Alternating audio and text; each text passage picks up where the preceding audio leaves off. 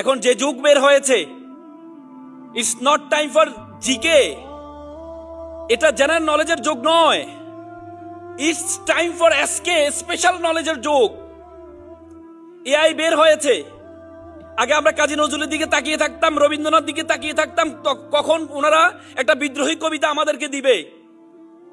এখন কবির দিকে তাকানোর দরকার নাই, এআই কে বলো আমাকে একটা বিদ্রোহী কবিতা বানিয়ে দাও, এআই তোমাকে বিদ্রোহী কবিতা বানিয়ে দিবে।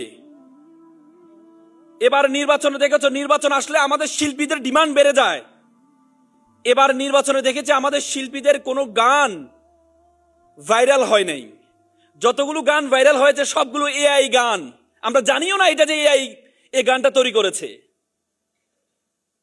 তার মানে আগামী যে শিল্পী, আগামী যে কবি, যে পেশাগুলো আছে এই পেশাগুলো হারিয়ে যাবে।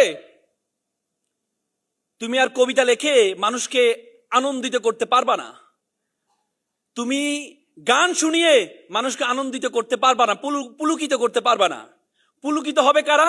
এআই এর গান শুনে মানুষ পুলকিত হবে, জানবে না এটা যে এআই বানিয়েছে।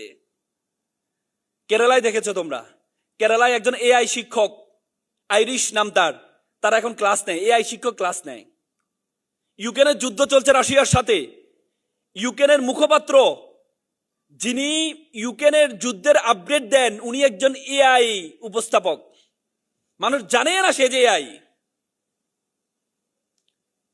তার মানে একটা গবেষণা আসছে, আগামী 10 বছরের মধ্যে প্রায় 10 লক্ষ ড্রাইভার তার চাকরি হারাবে, 20 লক্ষ ব্যাংকার তার চাকরি হারাবে, 20 লক্ষ শিক্ষক তার চাকরি হারাবে।